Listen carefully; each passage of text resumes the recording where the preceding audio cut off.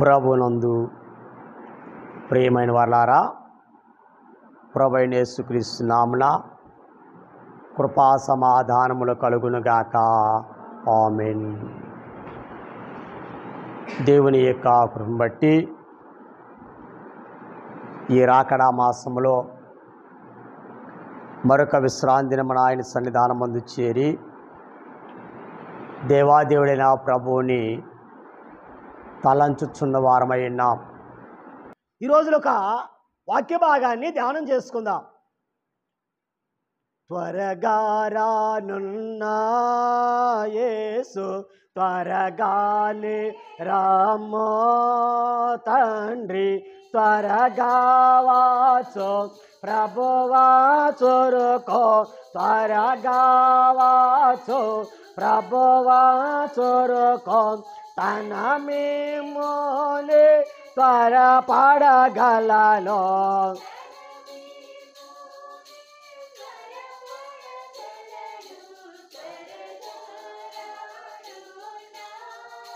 యేసు త్వరగానే రామో తండ్రి.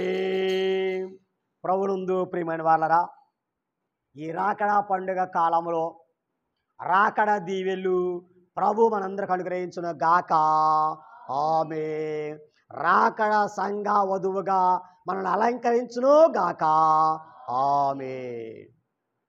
సరే, మంచిది. ప్రభునందు ప్రియమైన వాళ్ళరా, ఈరోజు మనం నేర్చుకునేటువంటి వాక్యములు ఒక ప్రత్యేకత ఏమిటంటే, బైబిలు గ్రంథమందు లేక రాకడ కాలములో ముగ్గురు కన్యకలు ఉన్నారు. ఎంతమంది? ముగ్గురు కన్యకలు. కన్యక అంటే ఎవరు? కన్యక అంటే ఎవరు? పెళ్లి కానివారు, అంతే కదా. సరే, మంచిది. ఇక్కడ ఈరోజు రాకడ కాలంలో ముగ్గురు కన్యకలు ఉన్నారు. ఎంతమంది? ముగ్గురు కన్యకలు. ఒక కన్యక సంఘ కన్యక. ఏ కన్యక? సంఘ కన్యక. చెప్తాను ఒక మాట తర్వాత. రెండవ కన్యక సన్నిధి కన్యక. ఎవరు? సన్నిధి కన్యక. మూడవ కన్యక రాకడ కన్యక. ఏ కన్యక? రాకడ కన్యక. ఇప్పుడు ముగ్గురు కన్యకలు చెప్పాను. ఎవరెవరు? మొదట సంఘ కన్యక, రెండవ కన్యక సన్నిధి కన్యక, మూడవ కన్యక రాకడ కన్యక. సంఘ కన్యక. మరి కన్యక అనగానే శుద్ధి లేక వివాహము కానివారన్నారు. నిజమే. మరి క్రైస్తవ సంఘములో కూడా కన్యక ఉన్నారు. క్రైస్తవ సంఘములో ఉన్న సంఘ కన్యక అంటే, ఈ కన్యక అనగా లోకము నుండి వేరు చేయబడి, విందాం, మనం కూడా ఒక రకంగా ఈ అంతస్తు రావచ్చామో చూద్దాం. లోకము నుండి వేరు చేయబడి పాపములను కడిగి వేసుకొని మారు మనస్సు పొంది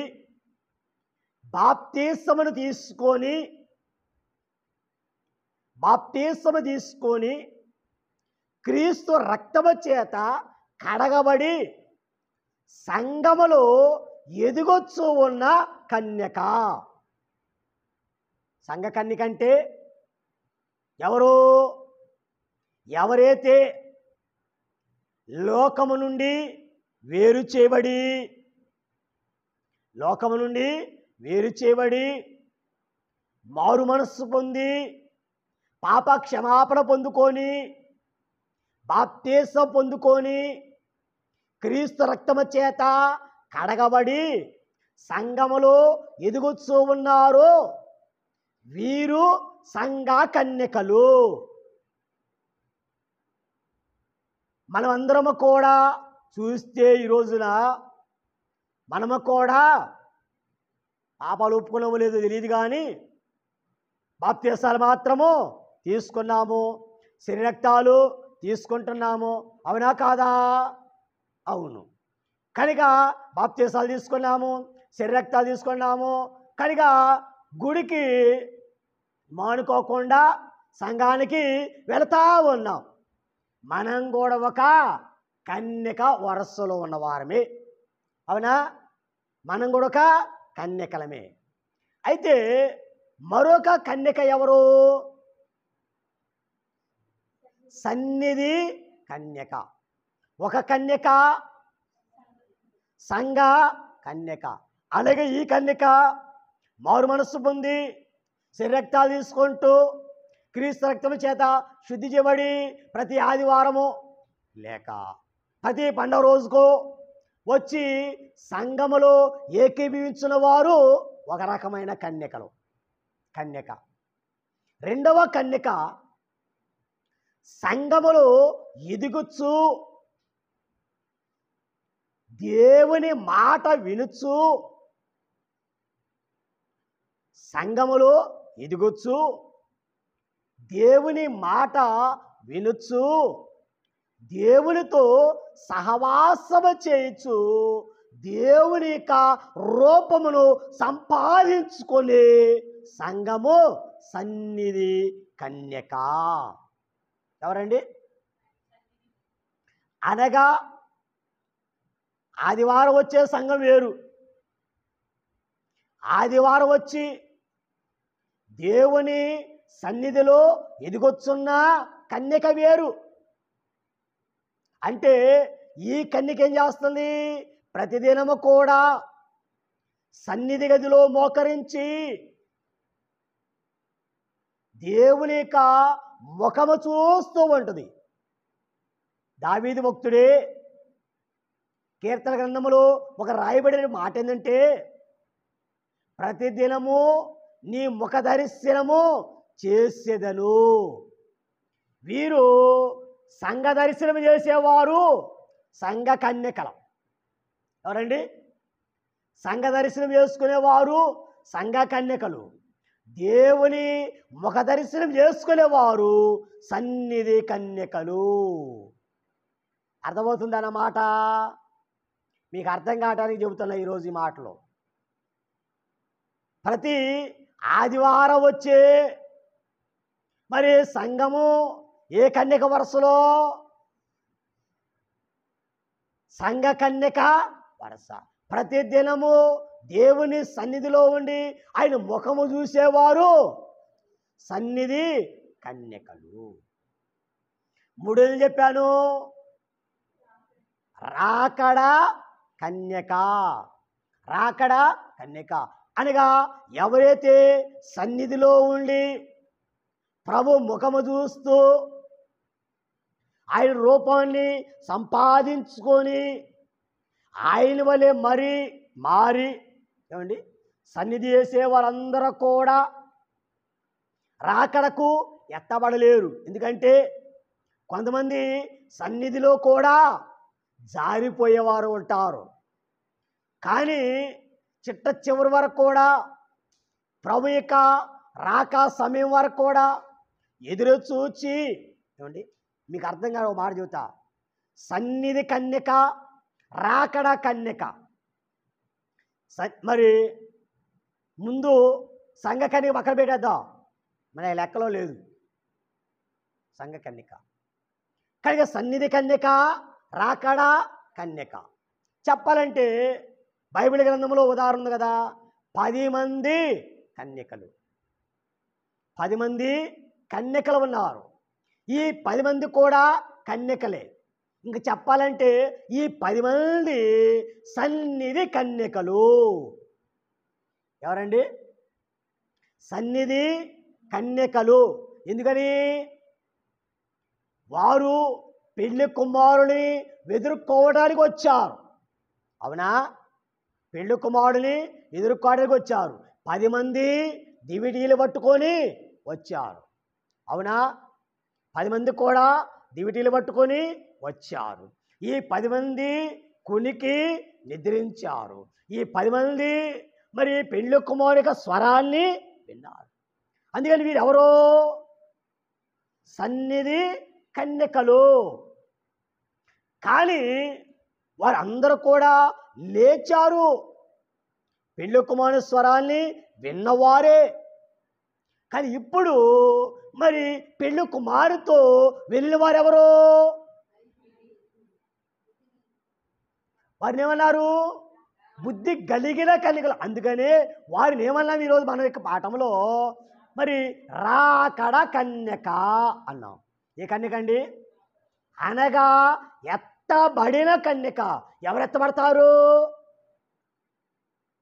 ఎవరైతే ఆయన రాక కొరకు ఎదురు చూచి ఆయన మేఘములో వచ్చేప్పుడు ఎవరైతే ఆకర్షించబడతారో వారే రాకడ కన్యక. ఎవరండి వారు? రాకడ కన్యకలు. కానీ ఈరోజు మనము ఏ అంతస్తులో ఉన్నాం? ఏ అంతస్తులో రావాలి? సంఘ కన్యక, సన్నిధి కన్యక, రాకడ కన్యక. కనుక మనము ఎప్పుడు రాకడ కన్యక వరుసలోకి వస్తా? సంఘ కన్యకలో నుండి సన్నిధి కన్యకలోనికి రావాలి. అర్థమవుతుందా? మనం అనుకుంటాము, ఒక గుడికి వెళ్తున్నాను కదా, ప్రార్థన చేసుకున్నాను కదా, సంస్కారం తీసుకున్నాను కదా అనుకుంటాం. ఇంతటితో నేను రాకడికి ఎత్తబడతాను అనుకుంటాం. లేకపోతే మేము కానుకలు ఇస్తున్నాం కదా, మేము అయ్యిస్తున్నాం కదా, ఇస్తున్నాం కదా అనుకుంటాం. కానీ అది చాలదు. ఏ స్థితిలో రావాలి? సంఘం అంటుంది. మరి ప్రభువారే సంఘమును చూసి అంటున్నారు, నీ స్వరము వినబడనిమ్ము, నీ ముఖము కనబడనిమ్ము. అందుకని సన్నిధి కన్యక ప్రతిరోజు ఏమని ప్రార్థన చేస్తుంది? సన్నిధి కన్యక రోజు ఏమని ప్రార్థన చేస్తుంది? దేవా నాకు కనబడము, నాతో మాట్లాడము. అందరికీ కనబడము, అందరితో మాట్లాడమని. కానీ ఈరోజు మనము ప్రతిరోజు ఉదయాన్నే లేచి సన్నిధి చేస్తున్నామా? ఆయన ముఖ దర్శనం చేసుకుంటున్నామా? ఆయన రూపాన్ని చూడగలుగుతున్నామా? ఆయనతో మాట్లాడగలుగుతున్నామా? ఆయన స్వరాన్ని వినగలుగుతున్నామా? ఏది మనం చేస్తున్నాం? కొంతమంది అన్నారు, నేను రోజు దేవుని చూస్తున్నాను అన్నారు. దేవుని ఎలా చూస్తున్నామంటే, ఇదిగో ఉదయాన్నే లేచి బైబిల్ తెలుస్తున్నాను, బైబిలే దేవుడు. ఏమండి? బైబిలే దేవుడు. నేను ఉదయాన్నే లేచి బైబిల్ చూస్తున్నాను కాబట్టి దేవుని చూస్తున్నా. మరి బైబిల్ మాటలు నేను వింటున్నాను కాబట్టి దేవుని స్వరాన్ని వింటున్నా. ఇదేనండి. ఈరోజు చాలామంది ఇదే చెబుతున్నారు, దేవుని వాక్కు నాకు వినబడింది. ఎలా వినబడిందంట? వాక్యం చదువుకుని ఉంటే వారి మనస్సులో తగినటువంటి మాట వచ్చిందంట.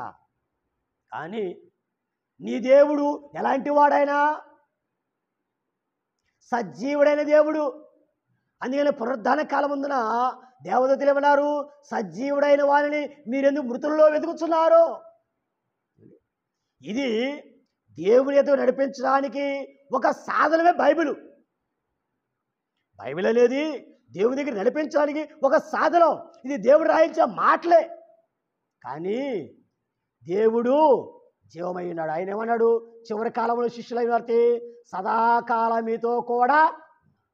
ఆయన చనిపోయాడా? ఆయన ఆత్మస్వరూపుడే. కానీ దేవుని సన్నిధిలో ఉండి దేవుని ధ్యానిస్తే ఆయన ముఖాముఖిగా మాట్లాడేవాడు. మోషే గారితో ఏమన్నాడు? నేను ఒక మనుష్యుడితో మాట్లాడేట్టు ముఖాముఖిగా నేను ఆయనతో మాట్లాడు. దేవుడు ముఖాముఖిగా మాట్లాడేవారు. పద్మస్తీపములు యోహాను గారే ప్రభువును చూస్తున్నాడు, ఆయన రూపాన్ని చూస్తున్నాడు. ఇదే సన్నిధి కన్యక అనుభవము. ఈరోజు మరి రాకడ కన్యక అంతస్తులో రావాలంటే ఈ సన్నిధి కన్యక అనుభవములో మనం రావాలి. ఈ సన్నిధి తప్పిపోకుండా మనం కాపాడుకోవాలి. అప్పుడే మనము రాకడ కన్యకగా ఎత్తబడగలము. అందుకే ఈ రోజున మనం నేర్చుకునే మాట ఏంటంటే రాకడ కన్యక. ఏ కన్యక? రాకడ కన్యక. మరి రాకడ అంటే ఏమిటి అసలు? రాకడ అంటే ఏమిటి?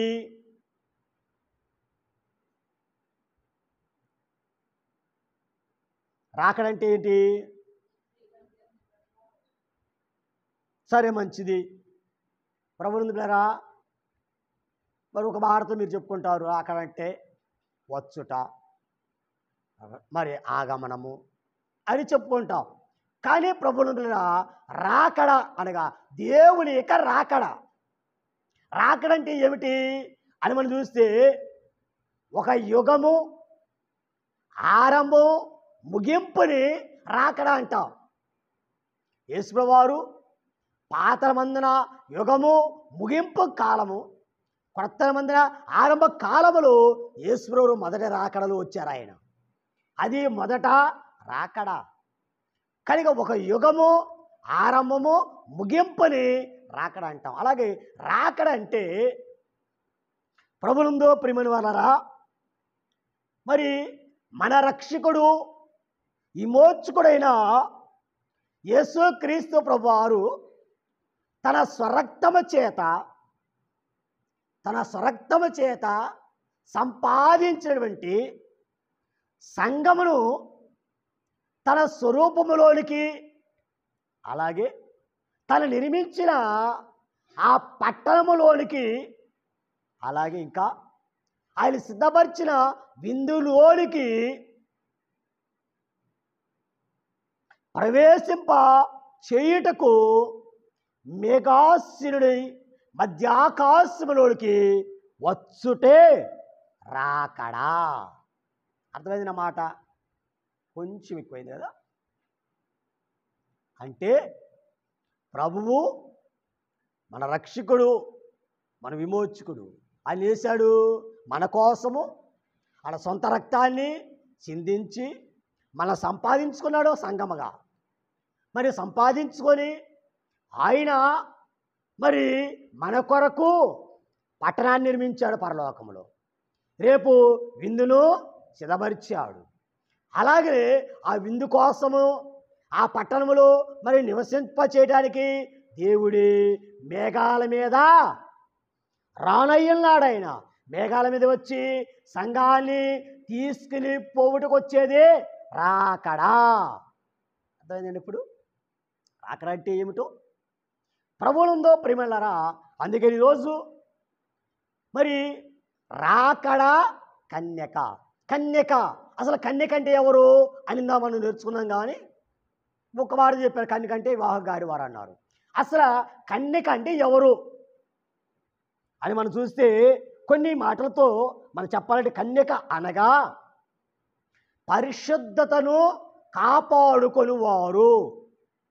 పరిశుద్ధతను కాపాడుకొనివారు కన్యకలో.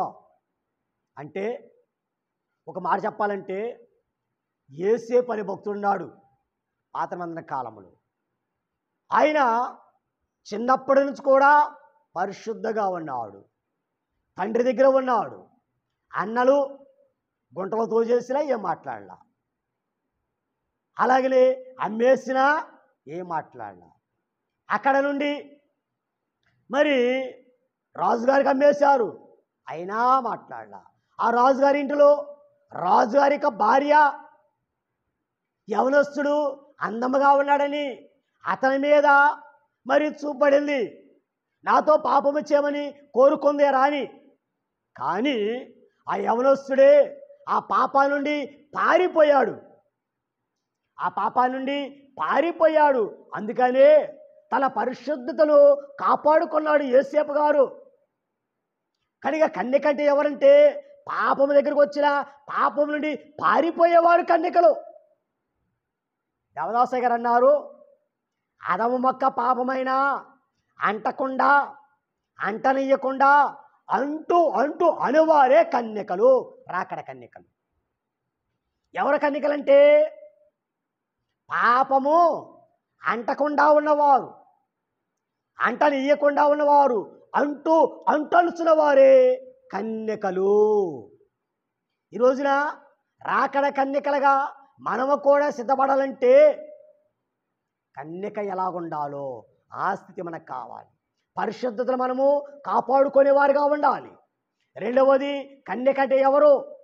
ఒకటి పరిశుద్ధతను కాపాడుకున్నవారు కన్యకులు. రెండవది ఎవరు అనంటే దేవుడు సంఘానికి ఆయన అనేకమైన వరములు ఇస్తున్నాడు. ఆయన మనకు కూడా రకరకాల వరాలు ఉన్నాయి.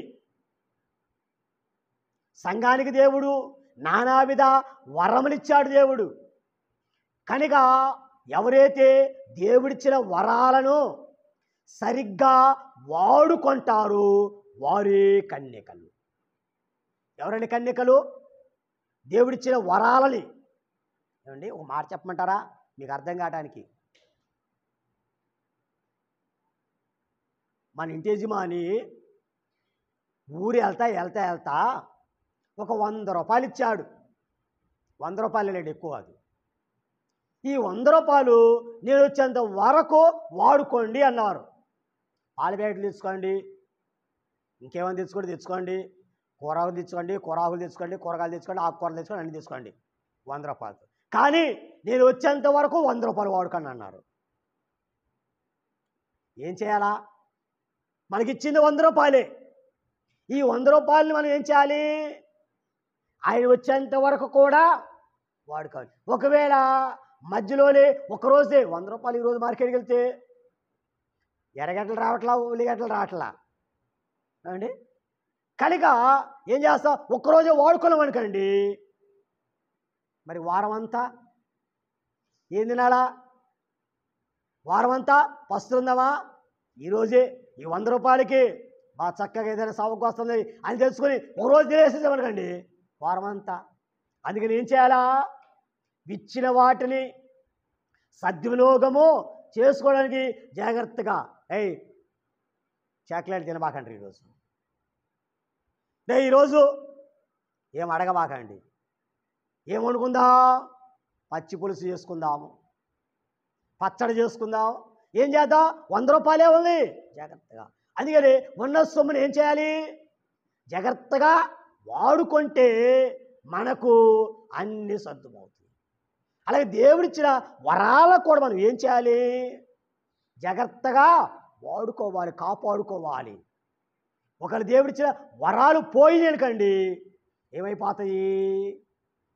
అంతస్తులో నుండి దిగజారిపోతాం. ఏమండి? పెళ్ళికి వెళ్తా పెళ్లి చూపులకే ఏమండి మనం గొప్పగా చూపించుకోవాలి కదా. అందుకని బంగారాన్ని దిగేస్తాం, పట్టు చీర కడతాము. ఏమండి? కనుక మరి అన్ని కమ్మిలు పెడతాం, అన్నీ పెడతాం, ఇవి పెడతాం, ఇవన్నీ పెడతాం. ఏమండి? పెళ్లి చూపులు అంటూ పెళ్ళికి వెళ్తాను మనం అన్నీ ధరించుకుంటాం, అవునా? కనుక అవి ఆ రోజు ధరింపజేస్తాం. ఆ తర్వాత రోజు పెట్టుకొనిస్తామా? రోజు పెట్టుకుంటావా?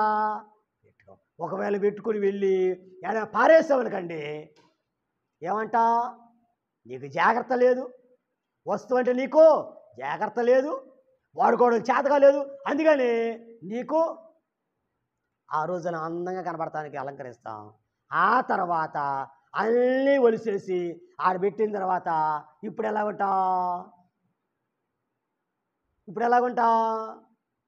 అంతా బోసిపోయినట్టుగా కనపడతాం.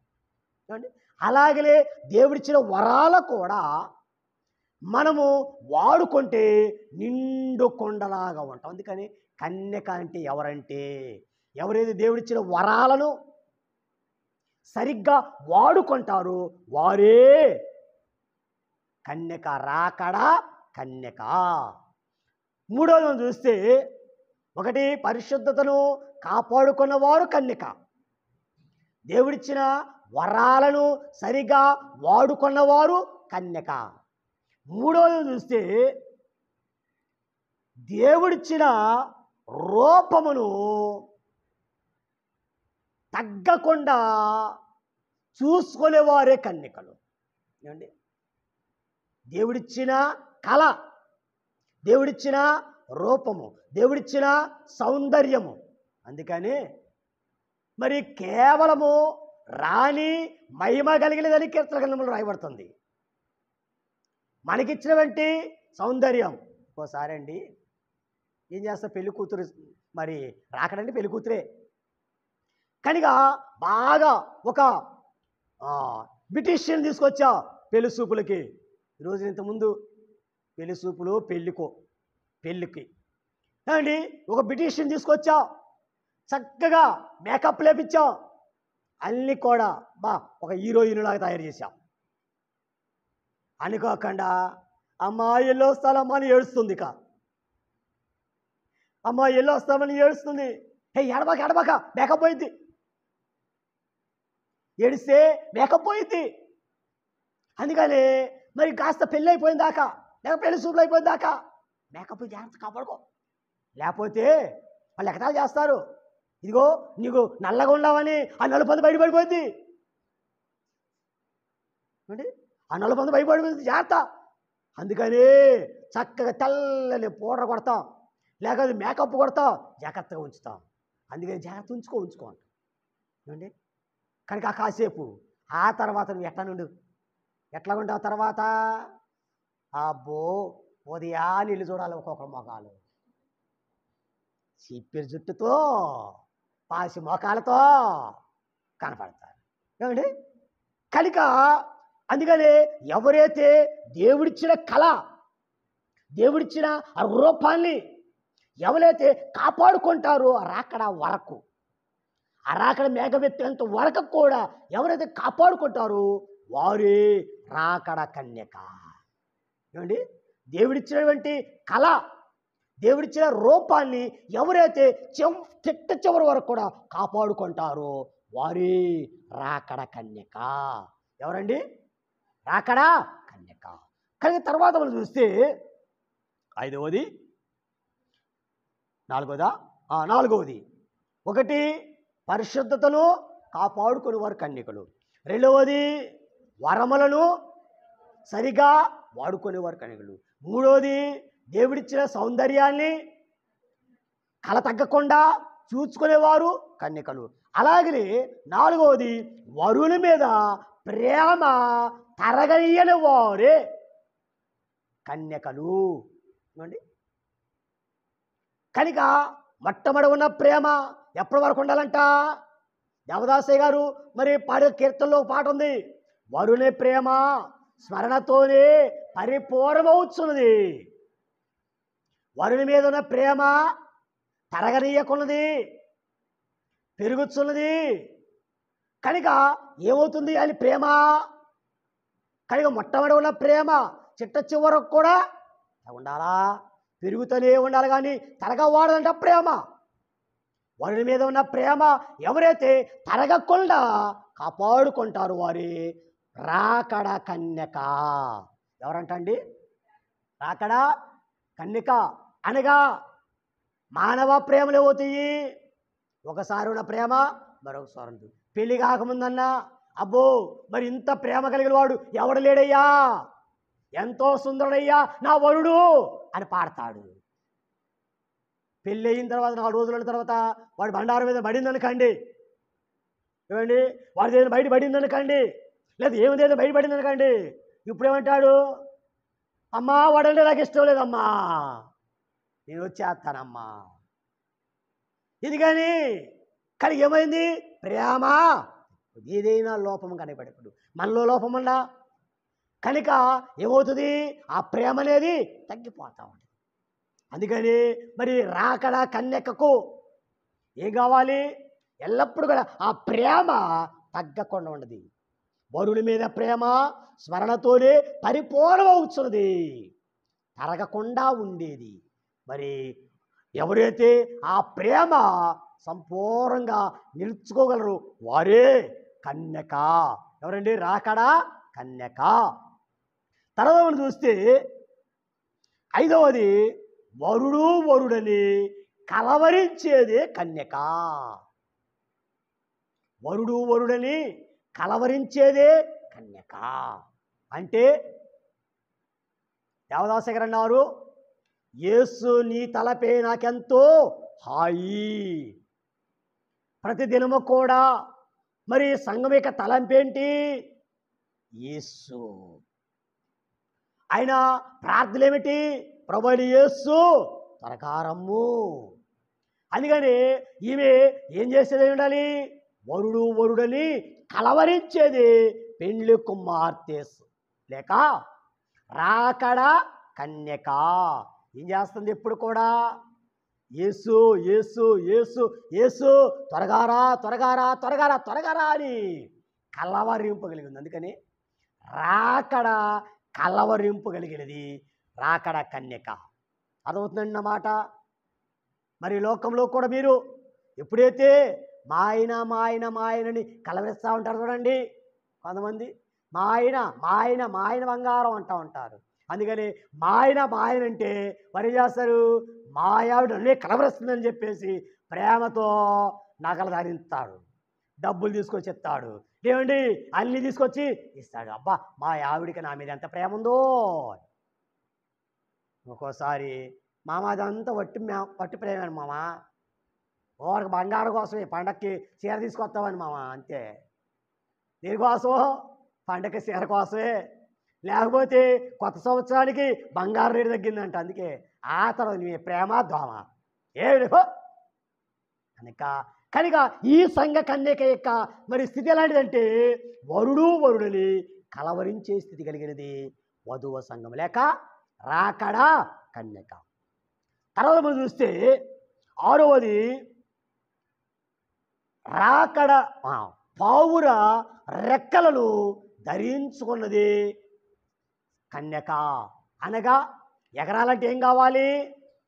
రెక్కలు కావాలి. రేపు రాకడలకు ఎగరాలంటే రెక్కలకు. ఆ రెక్కలు ఏంటంటే పరిశుద్ధాత్మ.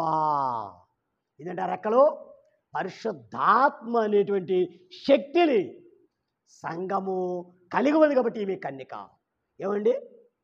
పక్షిరాజు యవనం అంటే యవనము నీకు ఇస్తానన్నాడు. రెక్కలు కట్టుకొని ఎగిరి వెళతావు, అలయక సొమ్మశిలక పరిగెత్తుతువు. కనుక ఈమెని ఏమన్నాము? కన్యక. ఏం ధరించుకుంది ఈమె? పావుర రెక్కలను ధరించుకుంది. అనగా యవన బలాన్ని ధరించుకుంది. ఆ బలమే పరిశుద్ధాత్మ. ఆ పరిశుద్ధాత్మ లేని వారు ఎగరలేరు, పౌరముగా తయారు కాకపోతే ఎగరలేరు. అలాగని ఆ పరిశుద్ధాత్మని పౌర రూపము కలిగి ఉన్నది కన్యక. చివరగా మనం చూస్తే మేఘాకర్షణ కలిగినదే కన్యక. మేఘాకర్షణ కలిగినదే ఏమండి? అయస్కాంతం ఉంది. అయస్కాంతం దగ్గర చెక్క ముక్కలు పెడితే అతుక్కుంటాయా? మ్యాగ్నెట్ దగ్గర ఫుడ్ పెడితే అట్రాక్షన్ ఉంటుందా? మరి మ్యాగ్నెట్ దగ్గర మరి మట్టి పెడితే అట్రాక్షన్ ఉంటుందా? ఉండదు. ఏం కావాలి మ్యాగ్నెట్కి? ఏమండి? ఐరన్ కావాలి, అంతేనమ్మా. అమ్మాయి బాగుండారా? మన్నాత ఏం కావాలి? మ్యాగ్నెట్ మరి అట్రాక్షన్ కావాలంటే ఐరన్ కావాలి. ఐరన్ ఉంటేనే మ్యాగ్నెట్. అలాగనే ఈ సంఘ కన్యక కూడా ఆకర్షణ శక్తి. ఏంటి ఆకర్షణ శక్తి? ప్రభు యొక్క మహిమ. ఇదండి ఆకర్షణ, దేవుని యొక్క మరి. అందుకని ఆయన రాకళ్ళు ఎలాగొస్తాడంట? మెరుపు వలే వస్తాడంట. ఆయన తూర్పుని పుట్టిన మెరుపు వలే ఆయన వస్తాడు. ఆ మెరుపుని ఆకర్షించుకునేది ఏం కావాలి? మహిమై ఉండాలి. ఆ మహిమను ఆకర్షించుకునే మహిమై ఉండాలి. అందుకని దేవుని యొక్క మహిమను కలిగినదే కన్యక. దేవుని మహిమ కలిగినదే కన్యక. అందుకని ఏమన్నాను? మేఘ ఆకర్షణ కలిగినది సంఘము. విన్నారా? నా బడిన్నారు ఇప్పుడు. కన్యక అంటే ఎవరు ఇప్పుడు చెప్పండి? 7 కారణాలు చెప్పాను. కన్యక అంటే ఎవరు? పరిశుద్ధతను కాపాడుతుంది. రెండవది దేవుడిచ్చిన వరాలను సరిగా వాడుకునేవారు. మూడవది సౌందర్యాన్ని తగ్గకుండా చూసుకునేవారు. తర్వాతది వరుని ప్రేమ తరగనీయని వారు. తర్వాత వరుడని కలవరించేవారు. తర్వాత పావుర రెక్కలు ధరించుకున్నవారు. అనగా పరిశుద్ధాత్మ కలిగి ఉన్నవారు, పరిశుద్ధాత్మ శక్తిని కలిగిన వారు. చివరిగా చూస్తే మేకాకర్షణ గలవారు, అనగా దేవుని మహిమను నింపుకున్నవారు. కనుక ఇప్పుడు ఇవి ఎవరు? రాకడ కన్యక, రాకడ కన్యక. కానీ ఈరోజు మనమందరం కూడా ఏ కన్యకలాగా తయారవ్వాలి? రాకడ కన్యకలాగా తయారవ్వాలి. ఈ రాకడ కన్యకగా తయారవ్వాలంటే సంఘ కన్యకలో నుండి సన్నిధి కన్యకలోనికి రావాలి. ఈ సన్నిధి కన్యకలు వచ్చినప్పుడు ఈ సన్నిధి కన్యకగా ఎప్పుడే సిద్ధపడతామో ఈ సన్నిధి కన్యక ఏం చేస్తుంది? రాకడ కన్యకగా మార్చివేస్తుంది. ప్రభునందు ప్రియమైన వారలారా, ఈ రోజున ప్రభు త్వరగా వస్తున్నారు. ఆయన త్వరగా వస్తున్నారు కాబట్టి నీవు ఇంకా సంఘ కన్యకగా ఉంటే ఎత్తబడలేవు. అందుకనే ప్రభునందు ప్రియమైన వారలారా, ఈరోజు మనమందరము కూడా ఏం చేయాలా? రాకడ కన్యకగా సిద్ధపడి మేఘమెక్కగల భాగ్యదనిత ప్రభు అందరికి దయచేయును గాక. ఆమేన్. పరిశుద్ధుడైన దేవానికి స్తోత్రం చెల్లిస్తున్నాం. ఇచ్చిన కొద్ది మాటలు బట్టి నీకు వందనాలు చెల్లిస్తున్నాము. కన్యక, సంఘ కన్యక, సన్నిధి కన్యక, రాకడ కన్యక.